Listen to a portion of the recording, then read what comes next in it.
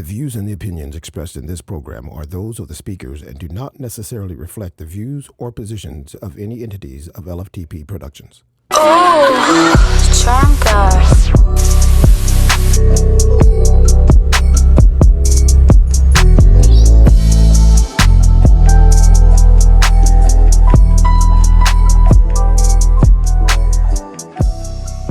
Difficult in paperwork. Right. Even if it's not about money, it's just more paperwork. Right. It's like they exist for this and that and just everything. It took us a year just to get the paperwork to get our business going. Oh, wow. Okay. And my partner is a lawyer. Okay. He was 21 years Marine Corps, JAG officer, multiple law degrees, and it still took us a year just to get paperwork in order. So you have some patents that you have in the works. So yeah, I got one on the bottle itself. Oh, I'm working on a second one for it. But yeah, and applying for a patent is a whole nother thing because you spend a lot of money on the attorneys, right? And there's a whole nother language, just like cryptic language for patents, which makes no sense to the normal person. I was going to ask about this bottle. Yeah. This bottle is a design of yours. Pretty cool. Yeah, you want to talk about it? Sure. I do. All right. Because so I do know that some companies use stock bottles. Am I correct? Like some companies Right. try to... Well, this one, it's kind of stock, but not really. It's a one-off, but we found it. Anyways, long story short, but yeah, it took us a long time to find anybody that could make something like this. It's like, of course, twice as expensive as everything else just to get going. Right. Right. But what we did for the patent is that basic idea is when you put a charred oak stick in the bottle, it changes the flavor, color, and character of the whiskey. Right. So that's the concept. So I thought about this one day and I was drinking at my bar. Everybody says, well, how'd you get the idea? Right? So I said, well, my wife was nagging me. That's how I got the idea. That's what good ideas What come am I from. going to do? So, well, we got this house. It was a little bit bigger house. We had kids in school. They're all young. And they had a bar, which was nice. And the lady that left, her husband had passed away, but he had a ton of booze. And she said, I'm moving to a much smaller place. She called up my wife one day and said, would you mind? Would husband get mad at me if I left all my liquor bottles behind because the movers won't take them? And I said, oh, no, it's okay. That's right. So I had my collection. I've been a road warrior. I've traveled all over the world for years. So I had my collection and then their collection, and then the whole thing was full. It was like 3 or 4 bottles deep, so I had no room to even mix a cocktail. Okay. And she said, this is messy. You got to clean it up. I said, okay, I'll clean it up. Right. Well, I'm cheap. I'm not going to drop it down the drain, right? I'm going to drink it. Right. So I had like 100 bottles like this. What do you do with them? So I started drinking them, and I realized that the bourbons are all good. Some are better than others, but they all kind of taste alike. So it's like, why do they all taste alike? So I'm an engineer. I said, I can do better. I know I can do better. I don't know how, but I'm going to do better. And I started researching it, and it turns out that 90% of these come from like the same distilleries. There's 2 or 3 billion-dollar companies. Beam Suntory is actually owned by the Japanese. Jim Beam's no longer Jim Beam. It's Japanese. Yeah. So another company is French. They own billion-dollar brands. 95% of the brands in the stores are all made by the big boys. Very few families. I could point like 6 family-owned companies in any liquor store. The rest are all big brands. This is a great way to segue into introducing the show because I do talk politics. I'm an All-American. This is an All-American show. We've talked about some of these political aspects on the show before, and we have a very special guest here today. Hey, where's my man? Am my main right here? My main's right here. My main's right there. Okay. It's a very special guest. I want to intro this with a bit of a story, though, before I introduce Mr. Michael Ryan, who is the owner, inventor of Big Stick Bourbon. I came to do this show maybe about a month ago. I started doing my show here again, and I found that this was the drink of choice here in the studio. And they're like, hey, yeah, this is what we're going to be rolling with in the studio. And I just saw this cup, too. I'm like, oh, they got the cup and match the bottle. And I grabbed the cup, and I poured up the bourbon. I do love bourbon, by the way. And I poured it up, and I drank it. It's very smooth. And I did notice this stick in here. I've never seen a stick in a bottle of bourbon before. And I was just like, whoa, this going to be my drink. This is going to be my drink for my show without even knowing anything about the company and knowing anything about you. I didn't even know that it was veteran owned. I am a veteran, by the way. I am a veteran of the United States Navy, 8 years. I did 8 years in the Navy on a nuclear aircraft carrier 5 years, and then the last 3 years I was CVN. on CVN 69, Dwight D. Eisenhower. And the last 3 years I was at Naval Portsmouth Hospital. I was a cook in the Navy. Okay. So, yeah. Okay, cool. All right. So you were you in the military? So no, not me personally. Okay. My family is Army, Navy, Air Force, Marines, Navy SEALs, and Space Forces.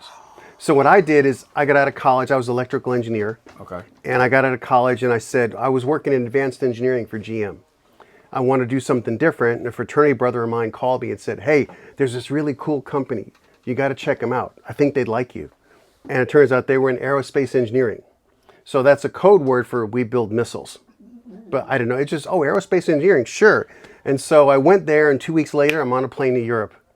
Oh, wow. And I'm visiting military bases and talking to people about designing missiles, and it was really cool.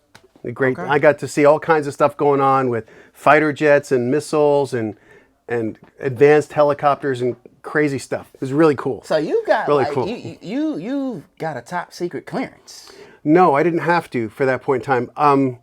I met people that had first names only. Dr. Joe, Dr. Nancy. They didn't have business cards. They didn't have last names. They called you. You don't call them. Really? Yeah.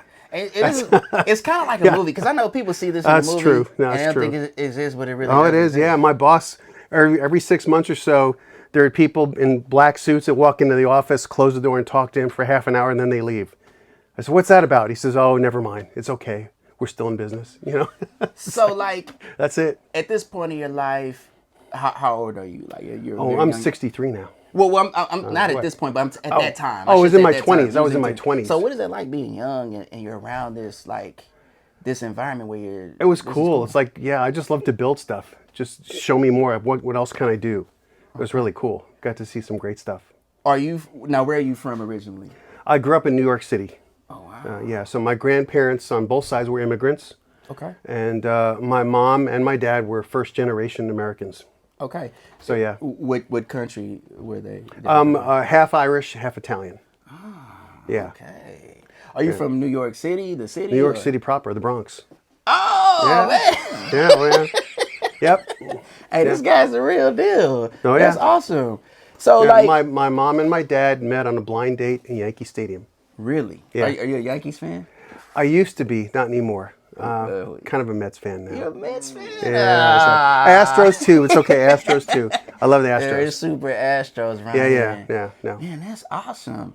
What made you have an interest in engineering? Like, where did that interest come I from? was building stuff with Tonka toys since I've been 3 years old. You Right. name it, I was building stuff. My Irish grandfather was an electrician. My Italian grandfather was a master carpenter. So between the two of them, I mean, I could, 10 years old, I could probably build a house. Really? Yeah, I was always building stuff. Yeah. So, you're in New York. You Mm-hmm. have this interest in engineering and building things. Mm-hmm. When do you realize, okay, hey, I'm going to do this professionally. I want to go to school for this. Like, how does that Right. even, when does this even pop up in your head? Well, the college thing is stressful. You never really know. But I went to Catholic high school. Okay. And that really helped because I was really good at math. And so they just advanced me. So when I was a senior in high school, I was at Fordham Prep. They just said, you don't need to take these classes. We're just going to send you to the university. So I went and took calculus when I was, 15 years old. You took calculus at 15? Yeah. Yeah. Okay, you are good at math. So, and what university did you go to? Well, that was only Fordham Prep. I was on the campus of Fordham University. Okay. But then after that, I went to General Motors Institute. It was either Manhattan College for Engineering or General Motors Institute, which had a work-study program. So you go to school for 5 years instead of 4, and you work in a factory for 6 weeks, apprentice engineer. Okay. So I learned everything. I worked on the assembly line, was a foreman, worked first shift, second shift, third shift in the engineering department, advanced engineering, manufacturing engineering, you name it, metallurgy, test lab, the whole bit for 5 years. So I knew everything about manufacturing from A to Z. Okay. Yeah, when I was graduated when I was 21. So you eventually moved to Europe. You said you went to Europe? I flew. I was 3 weeks in the States, 3 weeks in Europe, 3 weeks in the States. 3 weeks. Okay. I was a road warrior. Even back when I was 22 years old, I was a road warrior. So for how long did you do that? I did that for over 2 years. Okay. Then I got a job back home in the States doing something similar. I was with, Compaq and then Data General and then HP. Same kind of a thing. I was just, manager, director, and you move up, but you're still a road warrior. Okay. You're traveling for years and years. When did you finally come to Texas? Oh, I probably left in the mid 80s. Okay. Came down here. Yeah. I was still single at the time. Okay. Yeah, I just decided I hated snow. And I was an engineer, so I could get a job anywhere. Right. So I figured if I'm going to get a job anywhere, I'm going to get what doesn't snow, and the girls are pretty. So the girls are very pretty here. The girls are pretty in Texas, and they're friendly too. They're friendly. They're very friendly. You see the range? I believe the same thing too. It's true. Yeah. I think that Houston has some of the most beautiful women on earth. You said something interesting though that I really do want to go back to. All right. Because before I met you and knew about this company, there was this group of I don't know. They worked with this artist. They were like a liquor company, or they were trying to start up a liquor company, and they came here, and it was actually through a mutual friend that I met one of their representatives, and they were trying to get me to do some marketing for them. Okay. And I did. I gave them a bunch of ideas, and I gave them like, I shot some commercials for them, but I'm inquisitive. So I want to know about your, your liquor. Where is it at? Where is it being distilled? Right. And it wasn't distilled in Texas, so I thought that was an issue because they wanted to give it a Texas name. Right. They had stock bottles. That's why I asked, this isn't a stock bottle. They had stock bottles, and they were using some kind of chemical process, I guess, to speed up like the distilling process. Okay. So I got to like learn a little bit. Depends if it's a vodka, tequila, or bourbon. They're all different. Well, I guess cognac. it was supposed to be, because like you technically can't call it a cognac if it's not in cognac like France, right? Or does it matter? No, it doesn't really matter. Okay. Well, it's really the process. Okay. Right. So wine, if you go back, beer was the first drink, right? Right. Beer was the original drink by the Egyptians, and they used that as a currency. I did not know this. That's it. And so they couldn't store any grains or wheat for years and years because it would rot. Right. Or would ferment. So they fermented it on purpose and made beer because beer would keep a lot longer. Plus, it was healthier than the water, right? So beer and bread. So they could keep that longer to survive as a population. But anyways, so eventually it came to grapes. And grapes, they did that and they made wine, right? And then wine, somebody said, well, what happens if we, try to distill that? And when you distill wine, that's when you get cognac. So it's wine that's distilled. It's if it goes bad, it's like vinegar, right? Right. But if you try to ferment it, you increase the alcohol content, and then that becomes brandy. It was called brandy wine, right? And then cognac. That's where brandy and cognac come from, because it was in France, cognac, France. So what's the difference between bourbon and whiskey? Is bourbon whiskey? Bourbon's a subset of whiskey. So all whiskeys are made from grains. Could be corn, barley, wheat, rye, any kind of grain. Okay. Moonshine is generally corn, mostly corn, and then sugar. And they put the sugar in there to juice up the alcohol content. Right. But if it's just corn, it's corn whiskey, corn liquor, corn whiskey, right? That's original moonshine. And what happened is they went from, one to the other, from grapes to wine to brandy. If you distill it more, then it's Armagnac instead of cognac. And then eventually, as people moved to the USA, further westward expansion, it was easier to grow corn in the Midwest than grapes. Grapes are a more warmer weather crop. They didn't grow so well in the Northeast. But, all the grains did. And so that's where now, legally in America today, bourbon means minimum of 51% corn in the mash bill. Anything else can be anything else, right? If you were to make a rye whiskey and call it a rye whiskey, then you just flip it. It means a minimum of 51% rye. Okay, it could be 60, 70, 80, 90% rye. Don't really care as long as it's a minimum of 51. Then it's rye whiskey instead of bourbon whiskey. You know your stuff. Irish whiskey is made from barley. Okay, so same kind of a thing, but Jameson and places like that, they make it out of mostly barley because barley is a hardier grain that can grow in Ireland and the northern countries. Is this information, so like when you decide, okay, I want to make a bourbon, is that when you do your homework and you go study and say, I need to know like this industry, I need to understand what I'm getting into? Yeah, because vodka is different. Right. Okay. Right. Yeah, vodka is very different. The wine, cognac, and that's different too. Right. Right. Tequila is different because you can only legally make tequila in Mexico. If you make it in America, you can call it mezcal, but if it has to be made that's an international treaty. Bourbon can only be made in America. Tequila can only be made in Mexico. It's just the way it is. That's the law. There's so many laws. This is now the informative, educational show now. Thank you, because you are loading me. I didn't even expect this to... I should have expected that. Sorry. I should have known that. But I'm glad that you did that. Because I went into the liquor store and I've seen tequila and then I've seen mezcal. I'm like, what is this? I don't even know what that is. So tequila and mezcal, there's roughly 16 different kinds of plants, agaves. Right. They're all cousins, right? The blue Weber agave is traditionally the best one to make like blue Weber agave tequila. And then you got highlands and lowlands, which are different, but that's what allegedly, okay, because it's personal preference, right? Allegedly the best tequilas are made out of blue Weber agave. And then the mezcals are just genetically, they're just cousins, right? So the mezcals wind up being smokier, a little smokier. Again, not bad. Some of them are very good. It just depends on where they come from, how long it's distilled, and then how long it's aged, kind of that. And the Blancos aren't aged, right? The Blanco would be like a white whiskey. Right. It's not aged, right? So yeah, kind of a thing. As far as like putting this stick in the bottle, right? Where does that even come from? Like, how do you even think? And I don't think I haven't seen this in the market. I haven't seen a stick in a bottle of bourbon. If you buy a bottle of 5 or 10 year old whiskey, it's in a glass bottle. It's hermetically sealed. It's 5 or 10 years old forever. It's a time capsule, right? Because it doesn't age in the bottle. Right. Red wine, white wine does because it's organic.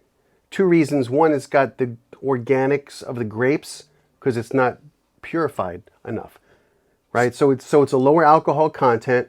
So it's organic, and that changes over. So a $10 bottle of wine today could be a $100 bottle of wine 3 years from now, if you just let it sit on the shelf, right? Oh, really? I didn't know that. Yeah, it just depends on what kind, where it's from, the whole bit. But my audience is gonna be like, he's had his mouth open the entire time. Is this new for y'all? Because I'm sorry, but yeah. So a bottle of red wine will continue to age. Is that what you're saying? I could buy a $10 bottle of red wine, just sit. And now, is it a certain place that I should put it? Because you have like wine, like cool and dry. Okay. That's why they put them in the basement. Cool and dry, no light. Okay. Right, yeah. So with this stick, right. So I thought, how do you make? If we're going to start any kind of a business, what I wanted to do is, I really didn't do it to make money. I mean, you got to make money, right? But I did it because, I care about my family. For years and years I've been growing up, and you really haven't heard a lot of positive stories about the military. God bless everybody that's been, struggling and doing all this stuff, unsung heroes for a long time. I said, I know what my family's been through, right? And so it's just, 10 or 15 people out of thousands, right? So I said, well, what could I do? I said, I'm a pretty darn good engineer. Let me figure out a way to make a great bourbon and donate money to charity. So that's what I want to do, donate money to charity. And I said, I know enough about the business world to know that this is a multi-billion-dollar industry, and we're teeny tiny, they'll crush us. One chance somebody will copycat somebody else. Look at all the ranch waters out there. There was one little company that started ranch water. Now there's 1,000 knockoffs because you don't have a patent. And if you have a trademark, big deal. Somebody will get a different trademark or spin-off name, and they'll just be a big company. Right. Like Dasani is owned by Coca-Cola. That's just water. Right. Right. And they're going to crush you just because they've got a better name for a bottle of water. I heard it's tap water. Is it really tap water, Dasani? Who knows? Probably, yeah. Don't sue us. Probably. Yeah, it could be. Yeah. No. Right. Okay. So I decided, okay, can I get a patent on this idea? And I went into my workshop because I got carpentry tools in my workshop, and I started saying, let's try to do this. So I bought a chemistry set on Amazon, like with the test tubes, the mad scientist. And then I found, actually just started with round bottles, right? And they're all different sizes and dimensions. So I had to cut the sticks to size to fit it in there. And then I tried experimenting with different mash bills, because you go on Wikipedia and you go on the internet and you look up, some people explain how they make it and some people don't. Right. So I was mixing and matching and writing down percentages and doing this. And good news is you can always drink your failures, right? So that was a benefit. I had lots of friends pretty tipsy. during the failure. Right. So I came up with this idea, but what turns out is special about this, aside from the bottle, is that we actually joke. We say the size of your stick matters, but it does, because the surface area ratio of the stick relative to the liquid in the bottle, same numbers if the bourbon was still in the 53-gallon barrel. So instead of putting the bourbon in the barrel, we put the barrel inside the bourbon. We flipped it. Hey, can you make a note of that so we can I don't know. It's like it seems like it needs to be a part of advertisement for real. So, yeah. You put say that again. Instead of putting the bourbon in the barrel, we put the barrel in the bourbon. Meaning that it will continue to age. And again, technically by law, we can't say that because that's another law. The law says bourbon can only age when it's in the barrel because the barrel breathes, contracts. So my take is this is better because it's sealed. Because it's sealed, right? Right. So number one, it's a brand new piece of wood. It's not used from a barrel. It's brand new. We buy it from the furniture mill here in Houston, so it's got fresh resin, fresh everything, right? And then we cut it down to size so it's the right dimensions, right? And then we char it. I built the machine to cut the sticks. I built the machine to char the sticks, and I got the patent on putting the stick in the bottle, right? So everything about this is unique and can't be duplicated by law. So I got protection, right? So that's how I can beat the big guys because they can buy me. You guys want to buy me? I'm for sale. But it's okay. You can't duplicate it. That's very much so American. Yeah. That's American. That's what it is. So yeah. That's so very much I have a chance. That's a core belief. Yeah. No, I have a chance. Of course you do. Yeah. So we did that, right? And now when you seal it, it still flavors the whiskey because it's literally like 4 shades lighter. It looks like honey. When you first start, it looks like the Jim Beam honey, but now it's like 4 or 5 shades darker, real fast. So okay. How do you get it? And if this isn't a question you can answer, I'm okay. But how do you get around? You said by law it can't continue to age. So how does this circumvent that? Well, it flavors it. Technically, the word is flavor. Here's another. The word is finished. The bottle says finished. Okay, it's finished. That has to be a legal word. So every single word in this label has to be approved by the federal government. We had to fill out, not just get the permit to be the spirits wholesaler, but you got to get every single label has to have separate approval, front and back. Every single word has to be approved. And in fact, when it says straight bourbon whiskey finished in oak staves, that all has to be in the exact same font size, exact same color. One can't be italicized. It could be whatever font you want as long as it's the exact same color, exact same size on the bottle, because that's part of the advertising. And I'm going to be honest with you. Truth in advertising.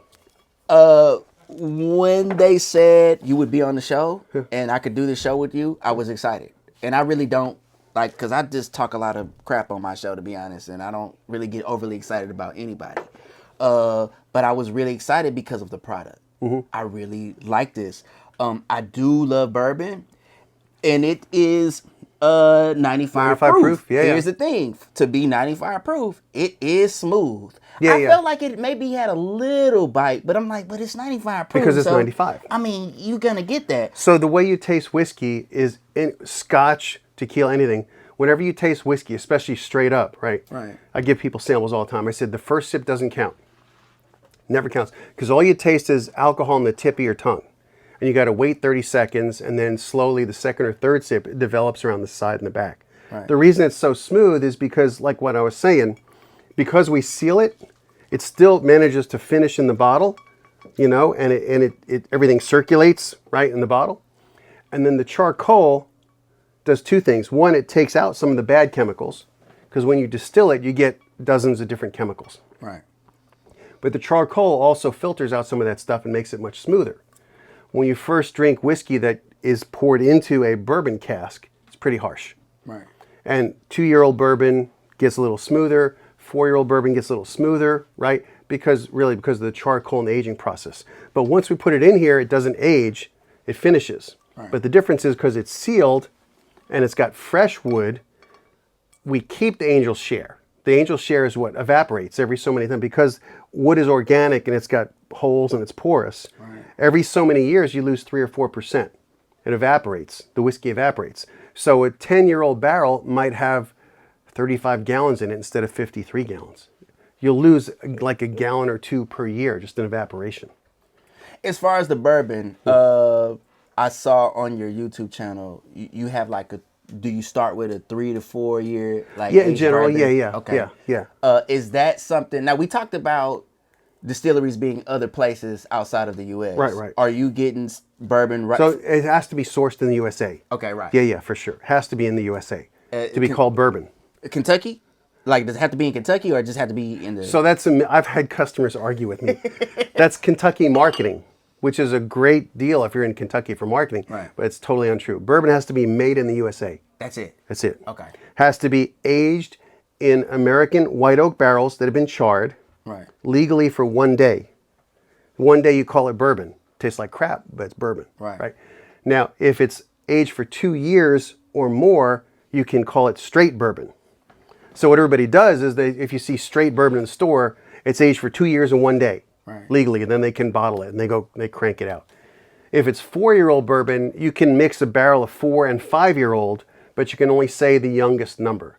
So if you mix a 4 and a 5-year-old barrel, you can only say it's 4-year-old bourbon, the younger number. Now you said Jim Beam, if I'm correct. Yeah. You said this is made in Japan.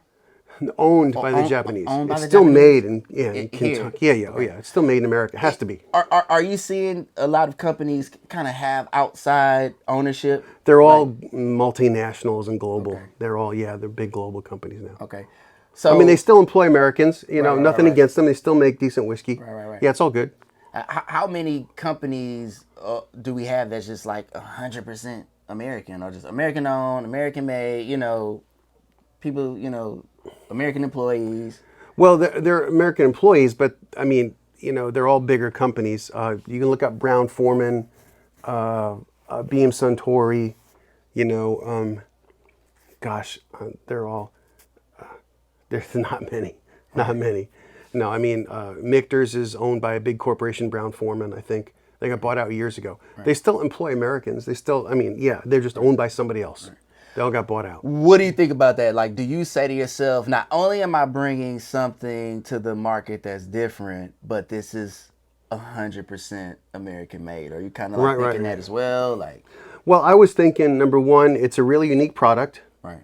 And I'm a patriot and I want to try and give back. Right. So after that, whatever happens, happens. Right. You can only do so much. That's true.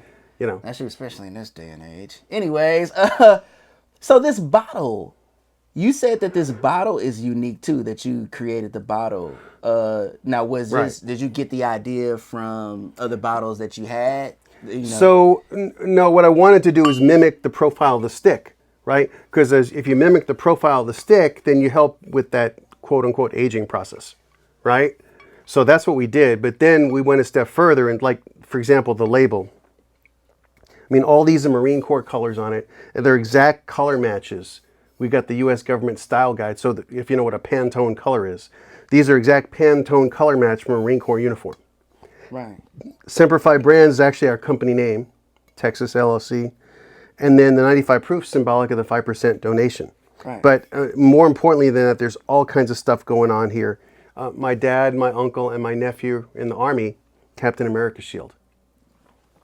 See? My other nephew just retired in Austin, Lieutenant Commander, Navy SEALs, tip of the spear. Okay? My niece in the Air Force, 3 birds flying in formation.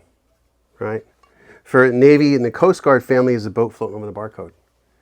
And then my niece also works with the Space Force. The Space Force logo looks like Star Trek with the chevron. In the center is the Polaris North Star. So the Polaris North Star floats over the boat in the barcode. I've never met anyone who works in the Space Force. I would love to meet somebody who works I'm starting to meet people in the stores. Yeah. So on top of that, it looks like, so it's an optical illusion. It's not a square bottle. Okay, if you put the two together, you see it's hourglass. There's a little gap in between. Oh, wow. Yeah. Right, so it looks like a soldier standing at attention with the white belt, the trim waist, square shoulders. And for those of you who are Marines, you ever seen the dress blues on the Marine Corps uniform? Yes. You know the buttons? Yep. We can't put the eagle, globe, and anchor on. It's trademarked. But the buttons are about that size for the dress uniform. How difficult is it to do this? Like to start a liquor company, It's painful. put it together, painful. and do all of this? There's a lot. Because we get to enjoy the end result. Right. It's very painful. Takes a lot of paperwork, a lot of lawyers. Yeah, I mean and a lot of time. When we first started, Joe did all the legal work, thank God. But on top of that, we applied for our permit. And you got to get a federal permit, then you got to get the state permits. So you can't get the state till you get the federal. So you apply for the federal permit. About like a couple, 2-3 weeks after that, the government shut down for 3 months. Right. So this is during the shutdown. Right. Then they came back up, and we got the permit. Then you get that permit, and then you got to go to Texas and get their permit. Right. Right. And the federal government permit's free. Okay, so that's not bad. Texas charges you money. Right. Right. And then that's still not good enough because then you got to submit your label. Label requires a separate approval. Then you get the federal approval, which is free, but then you go to Texas, exact same label. They'll approve it, but they're going to charge you more money just so that you can sell it into Texas. Wow. Yeah. What's the vision? Like, where do you see your company going? What do you see in the end? I think so Steve Jobs, I'm sure he thought Apple, like he had this vision of where he wanted to go. So what do you see for Big Stick Bourbon? Well, I wanted to go national at some point in time, get some more investors probably. Okay. You know, it's just a question of, we can make more sticks. You can always get more bourbon. You can make more bourbon. You can buy bourbon on the secondary market. It's our custom recipe. It's part of our secret, but I mean. This is a original recipe. You said custom recipe. It's custom. Oh, yeah, it's a secret. Hey, see how he's been talking. He's been talking cool the entire time. I don't want the secret. He's been cool the whole time until. That's okay. Right. That's awesome. Everything about this makes me want to have more of this, by the way, because I like that. I like things that are original. I didn't even. Yeah, this is not coffee. Oh, no. What you got? This is not. I just wanted to do it again. Just yeah. We got the mugs too. You see that, right? So if you hold up the mug, it says "may contain alcohol." Yeah, so you don't want to do this on your Zoom call at work.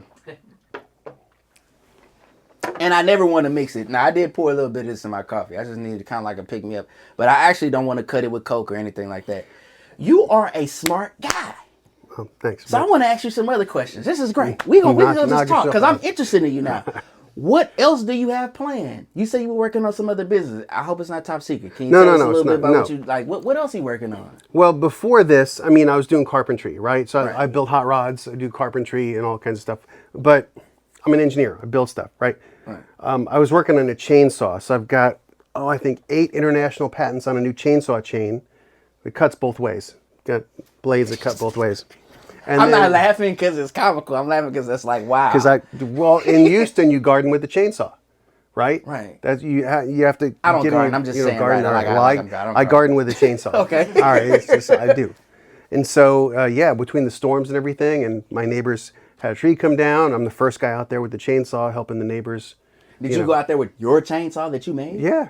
No, I didn't make it, but my. Right. But yeah. But anyways, so I did that, and so it was easier to get a patent in Germany than the United States because the government was shut down during COVID, right? So all this time, so we introduced our first product for the bourbon 2 weeks before COVID hit, right? And so the past couple of years have been rough just because we're just now recovering from COVID. Right. But when I would do a tasting, I'd go to Total Wine, do a tasting. I had to wear the mask. I had to wear gloves. They made me make a special plastic screen and slip it under people like it's a bank teller, like we're doing drugs, like a bank teller transaction. Slip them a little shot glass under the plastic screen. It's in a plastic baggie. It's alcohol. It's not even. It's going to kill whatever it touches. Right. It's going to kill the COVID. It's going to kill the COVID. Take a shot of this and it'll cure COVID. No, this is satire. This is satire. Please don't run with that. So if you get a patent in Germany, does that last internationally? So you have to file by so there's an international patent cooperation treaty. Of course there is. There's more than one treaty, right? So you file internationally and then each country charges you money to keep that patent. So I've got 8 different countries. I got to pay 8 different countries every year to keep it going. I still don't have the USA. I'm like, this is going on. I started in 2015. This would be 9 years. Whoa. And revisions and revisions and revisions. And the USA has been the hardest, believe it or not. I had Germany and Britain and France and Canada all approve it earlier. Not to get too political, but is that something that you'd like to see change? Like, Yeah, because they favor the billion-dollar companies, you know. I mean, I like Amazon, but, you know, Amazon files a patent, they get one in 30 days. It's like, how the hell did they do that? Right. It's taking me 9 years. Right. You know, it's just ridiculous because I guess the government doesn't even fight the big companies because it's too hard. They get patents on stuff all the time, and they just file and file and file. And the little guys there are stuck in limbo for years and years. You get this chainsaw, so once you get the patent done, what's the plan? Are you going to... I want to license that. I just want to license that. You just want to license it out. You know, Steel, Husqvarna, Black & Decker, hey guys, call me. Oregon Tools. We gonna tag them. Whatever. Like, somebody's going to watch this show. Yeah, like, that's amazing. Yeah, I got like 8 different countries, yeah. So you are an inventor. Yeah. Mm-hmm. You are an inventor. Yeah. So what other inventions do you have? Okay, well, so this is pertinent to Texas. So what I wanted to do, because I guess, like I said, I don't sleep very much, but one day I had the idea, I said, I want to raise enough money, have my own distillery here in Katy, Texas. I want to employ veterans, right? Because I'd love to employ veterans. You know, you could do anything. You could run the distillery, you could be the electrician, you know, you could do maintenance, whatever. Have a nice little distillery park. And I said, wouldn't it be cool if I could run it off of nuclear power? So I researched this, and you can go on Wikipedia, you can say, all the big boys are saying, oh, well, we run our distillery off of solar. It's like, 1/10 of 1% because they got solar panels on the roof. A distillery is the exact same engineering design as, guess what? Oil refinery. Really? Yeah, exactly. Your distillation column, instead of using crude oil, you're just using the grains in the mash bill. So your source is just the mash from the grains that's fermented, and you distill that in a column, and off the top comes the alcohol. And in the oil refineries where I've worked for years, the lowest part is the tar, right? And you get a little higher and you get, different kinds of diesel, and then higher and higher you go, you get the higher octane gasolines. So it just cooks it and it boils, and the lighter chemicals rise up higher and higher, and eventually that's where you get the gasoline. What would be I got questions about nuclear power. I was on a nuclear aircraft carrier, so that's right. I was told we only had to pull in to just like get supplies. We could be out there forever. Forever, right. So one of my buddies was XO. He was on a nuclear sub. He ran the nuclear power plant. Okay, awesome. Yeah. Okay. When you say that, though, I think people have some fear attached to it because, you've had some issues with nuclear plants having some, meltdowns. Or... So when I talk about, like, sometimes the government is our own worst enemy, right? My joke, this is my personal joke, is what's the definition of an elephant? Definition of elephant is a mouse designed to government specs. Oh, wow. Okay, so I know. Right. So what I want to do is design micro ones, keep them small. Chernobyl, 3 Mile Island, all these things, if you really research them, they were human errors, right? Right. Second of all, there's other chemicals you can use besides uranium, like thorium. But anyways, Fukushima, right? Right. Japan. So why would you build a nuclear power plant by the ocean in Japan in an earthquake zone? And it's at the bottom of the mountain, not at the top of the mountain. Don't you think you should want to build it at least halfway up the mountain? Because tsunami is a Japanese word, right? Right. Where do you think tsunami came from? Japan. Right. What do you think it means? Big wave. Right. Why would you build a power plant in a nuclear zone at the bottom of the mountain where they invented the word tsunami?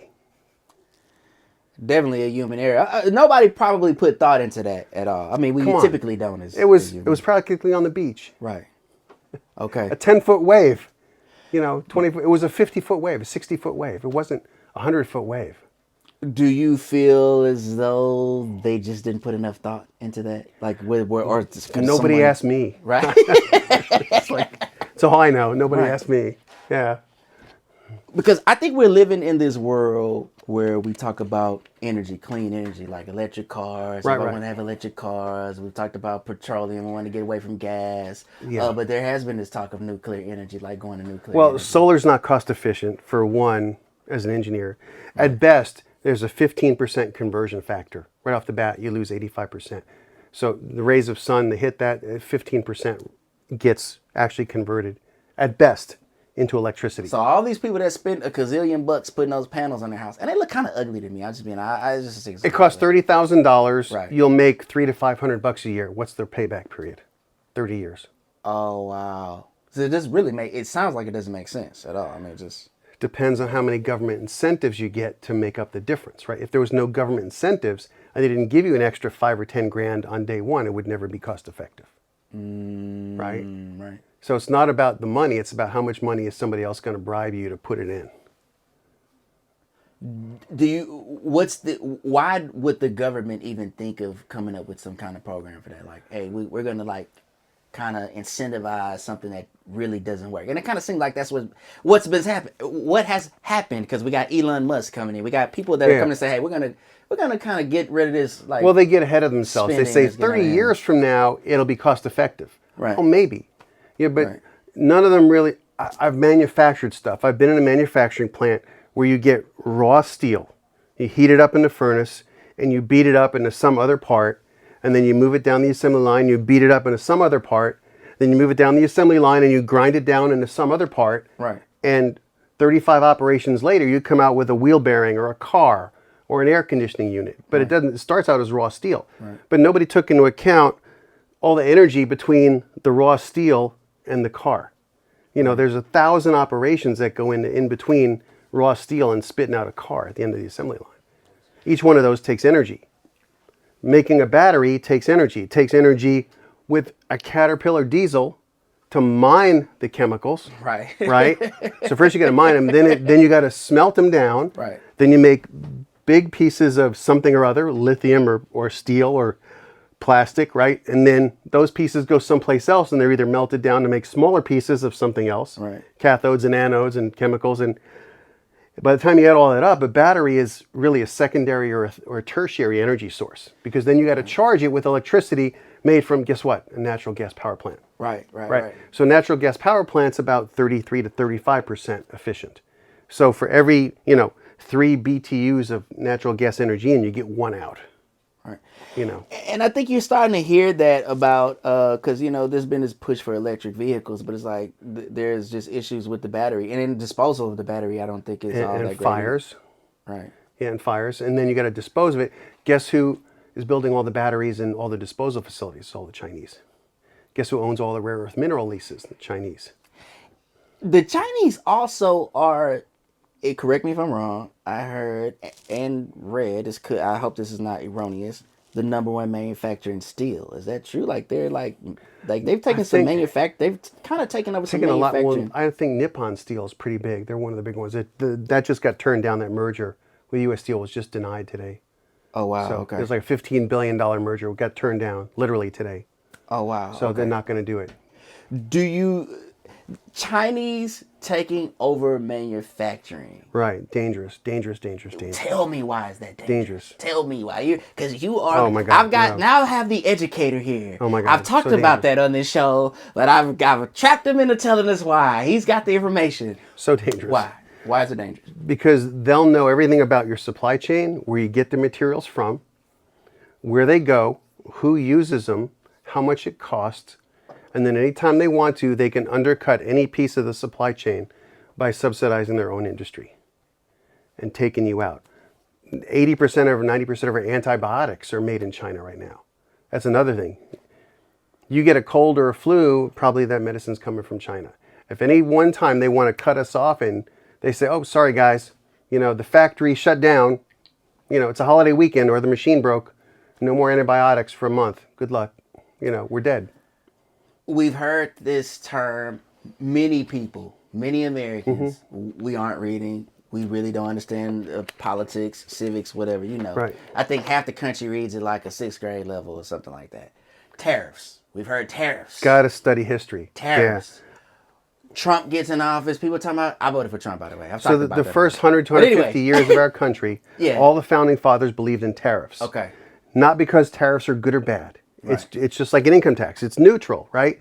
It's if you overtax people, they're going to scream. You tax them a little, maybe not so much. Right. Tariffs are neutral, right? But what they do is they make our country self-sufficient. What they cared about as a value system is making America self-sufficient. Right. So that we didn't need anybody else. The rest of the world can manage their country, whatever political system they wanted. Right.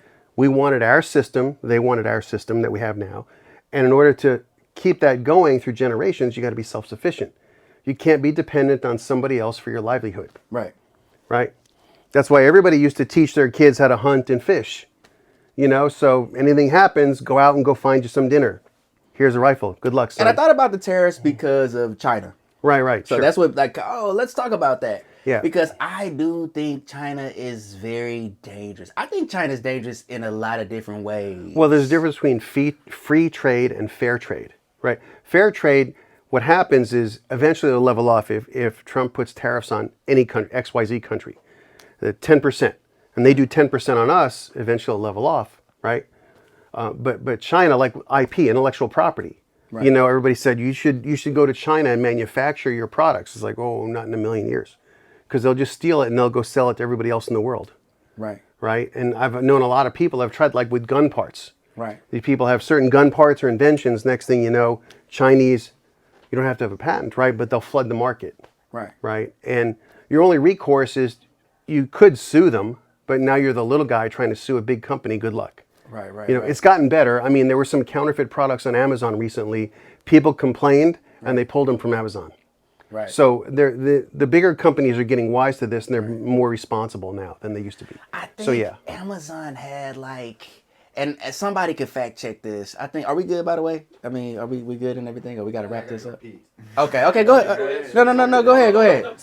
This is a very organic show here. I'm enjoying this.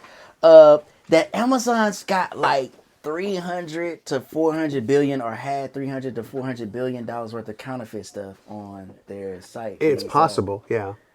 Okay. So I thought that was amazing. But it's good to hear from someone who's in business Right. talk about tariffs. Right. Because, you know, when we're just looking at TV and you're just looking at people talk about it, it's like, oh, well, why? So we don't have a tariff on alcohol, but some countries do, right? Right. Going back and forth.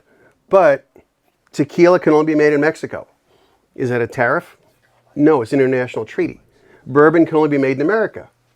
Scotch can only be made in Scotland, right? So is that a tariff? No, it's an international treaty based on you do your whiskey, we'll do our whiskey. Right. You know, so everybody coexists. Right. So that's just the way it is, right? Right. So it's not a tariff, but it is a treaty, so it's a different law. Right. It's just the way the business runs. I did not get into exactly what this guy was saying in Canada. I think he had some issues with the, I guess tariffs and Trump's tariff plan with Canada. Do you know anything about that?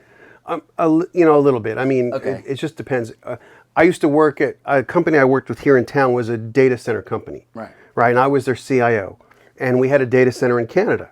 So I had to go there every once in a while and they grilled me. How long are you staying here? Are you making money? I'm the CIO of the company.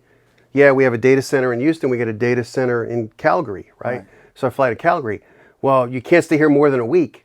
Otherwise, they're going to like tax the company or charge you or something because I'm an employee. I'm stealing a job from a Canadian.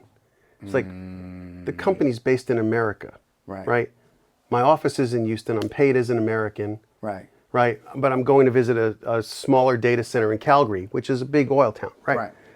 And so, yeah, I couldn't stay there very long because they would literally kick me out, or I have to have a visa, and it's really, it's not a free country as much as you think it is. We've seen this red wave. You've seen it here, and the unique thing that I find is it's not just happening here in the United States. By the way, if you see me look at this camera, I'm just looking at you know this. You know That's how cool, this goes. yeah. I know how it works. You haven't just seen it here in the United States. You have seen it in Canada, Right. And you're seeing it's just kind of everywhere. You're seeing this conservative wave kind of happen, Right. And I just kind of want to go a little bit. We're going to talk a little politics, but just in your opinion, why do you think you're seeing that? Like, why do you think you're kind of seeing this wave happen? And again, I got to talk to a Canadian. He's like, hey, there are just certain things that are happening in their country that are making people say, I'm going to go a little more right than left. Yeah. I think when we left liberal politics, I just think everybody, even the common man, as you say, the smaller guy, we just feel like a little disenfranchised. We just go in a different direction. It's been growing for years and years and years. Right. I grew up. I told you earlier. I grew up in New York City. Right. I went to school in the South Bronx. And Right. in first grade, my first best friend was black. Right, My right. second best friend was Puerto Rican. Right. I didn't have white friends until the third grade. Right. I didn't care. I really didn't care. All I said is shut up and throw the football. Right. You know, that's all. I'm in first grade. All I care. You want to play ball, or I don't want to talk politics. Right. I'm in first grade. I want to play ball. Right. Right. And you know, you move around the country, and then when I'm 50 years old, I'm married. I got kids. I'm in the suburbs. Now everybody says I'm a racist. It's like, who's behind me? Who are you looking at? You know. Right. How am I a racist? I have no idea. Right. You don't even know me. Exactly. You know, I go to church with all kinds of people. Right. We got African people in my church. We got, you know, Asian people in my church. You know, we got Italians. We got Mexicans. I don't care. We're in the same church together. Right. It's all good. Shake hands. Hey, how you doing? You know. And so I don't know who the hell they're talking about. But eventually it just kind of, it gets to you and say, like, I've had enough. I had enough of this nonsense. Right. You know, I just want you to leave me alone. Let me live my life. We've talked about that. I've talked about that. And I've had different people come on the show. I've talked about that on this show because I had you know, you make titles for people to just click. So I put on my first show back in the building, Trump will save Black America. I really wanted people to tap in because I voted for Donald Trump and I lost quite a few friends. In fact, today I blocked somebody because they don't want to be my friend anymore. They don't like my political views. But the thing is, what you're talking about is identity politics. I just think that we've had this just identity politics have gone so far to the left that everyone, and no matter what color you are, it has driven us away. So I will say in this election, Trump is probably the most polarizing president in terms of race. I mean, like everyone has said, no matter what, whether you're Latino, Black, wherever you're from, we're saying, hey, we're tired of that. We want to be Americans. And we think we have bigger fish to fry in this country. Like when you talk about China, I don't think, like to me personally, the things that we have internationally that we're facing are just so much more bigger 10 times, than what you look like. It's like, dude, do you know what China's doing? Yeah. Well, I was fortunate. A couple of years ago, I was lucky enough. I went with a bunch of friends to the World Series game when the Astros won the World Series. It was the last game, and I was in right field when Tucker caught the out, and was with a couple of veterans. And so my job for what I do is, I had this one guy's name was Robert. So he was assigned to me. He was the Air Force veteran, right? So it's like Robert and I were new buddies, right? So I'm sitting there next to him. My job was to make sure he had food and drink. My job was to buy stuff. So it's like, okay, we got the free tickets. The Astros donated them. Thank you very much. You know, and my job was, you want a drink? You want a beer? You want a hot dog? I'll go get it. It's cool. And we started talking, and he spent 20-something years in the Air Force, technical sergeant, something like that. And he was Hispanic. I said, hey, man, I got to tell you, the one thing I love about being around all the military people is they always say, hey, brother, how you doing? You know, it's hey, brother, or hey, sister. You know, and he looked at me and he said, Mike, you know, in the military, we only have one skin color. I said, what's that, Robert? He goes, camouflage. I said, amen. We had this situation in the Navy. I don't know exactly what was happening, but it's like we had this little time where there was some racial tension for whatever reason. We got our XO pilot from Texas, this white guy from Texas. I'm talking about, like, if you think about the military guys you see on TV, that's him. And he called everybody to the hangar bay. Remember, we're talking about Texas here, right? This was a Confederate state, if you don't know that, right? South. You got this guy from this place. He calls everybody to this hangar bay and essentially says, cut this shit out. We got one color here. Everybody is blue. Because, you know, in the Navy, we get into the blue. So that's what he said. And you know what? I felt good hearing him say that. And I could respect that. Regardless of what our history has been, he said, hey, this is causing... You have to understand, when we're defending the country, and when we have a country... You got other stuff to worry about. We got to kill that shit. Because we got security, we got all sorts of things to handle. And if you're on a carrier, there's 1,000 things on the carrier that could kill you. Right. Never mind the other people. Right. You know, it's like, So he just took that out of the conversation. And I have friends till this day of all walks of life. It's funny. I'm giving you a shout out, Joseph Love. When Obama got in, I voted for Obama. He didn't want him in. He was a Bush guy, a white guy. Man, we're such good friends. He lives here in Houston now. We always make jokes or whatever. But I mean, he's my friend for life. We were in the military. I heard you're gonna get life. I heard this before I went into the military, and it's true. You're gonna have lifelong friends that you'll meet of all walks. And it is one of the things. It's the experience I had in life that took off a lot of the preconceived ideas I had about people in general. You know, I'm from the inner city. That's where I spent most of my life from 0 to 18. So you talk about the Bronx. I Yeah. know you know a little something about this. But when I went to the military, I got different experiences. I got to meet different people, captains, you know, lieutenants, Sure. whatever the case may be. And God has just blessed me to be able to meet all sorts of people. I have a large friend group. So even you being here, this makes sense. I've just talked to so many different types of people. And that's what I want people to see America is. That's what America is. Regardless of what you feel, you can feel how you want to feel at the end of the day. Right. You're watching America right here. Two guys over some bourbon, talking and having a good time, just shooting the shit. I think that's our American life. So I'm happy for that. I mean, if y'all want to keep going, we can keep going. We can end it. I'm good. Or whatever. Whatever. You know what I'm saying? Your Whatever show, you bro. want to do. We 5 minutes. Okay, that's awesome. But I think that was like a great little whatever. But you know, we got 5 minutes. We'll just shoot it off and we'll let the editors do whatever. No. But I was really looking forward to talking to you because again, the product is good. Then I was interested in your take on you know, veterans and this being veteran owned. Yeah. And so I did a little bit of research, and then I had a little bit of pre-production. I'm like, man, this guy's an inventor. I'm like, wow. So we're part of the Houston Veterans Chamber of Commerce. They got about 300 members. Okay. So you can be too. They help everybody out. And our charities, for what it's worth, our charities are listed online. We donate to the Houston PTSD Foundation, which I think is important. Yes. We donate to Pets for Vets. Joe was in Florida. He's kind of a surfer, maybe not a good one, but it's called the Warrior Surf Foundation, where it's more like a PTSD class for teaching surfing. Okay. And it's like a 12-week class. But the thing is, it's like golfing, right? If you're golfing, you can't think about anything else. You got to focus, right? So it teaches people to refocus their minds while they're surfing. There's another one called We Defy. We Defy Foundation is for disabled veterans. If you lose an arm or leg, you can still practice jiu-jitsu. Right? Because jiu-jitsu means you're rolling around on the floor. Right. Right? You don't need 2 arms and 2 legs to necessarily do that. Right. To get your PT in. So that's another one. That kind of a thing. So that's the kind of thing we do. We look for the smaller charities.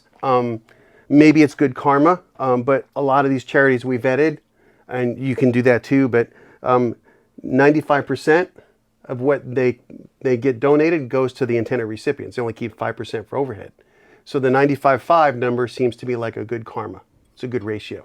That's awesome. I definitely believe in vetting charity. Yeah, because I don't give that dollar when Taco Bell asks me, do I run a roundup? Like, I don't do it because I don't know where it's going. You know, it's okay. You play golf? You a golfer?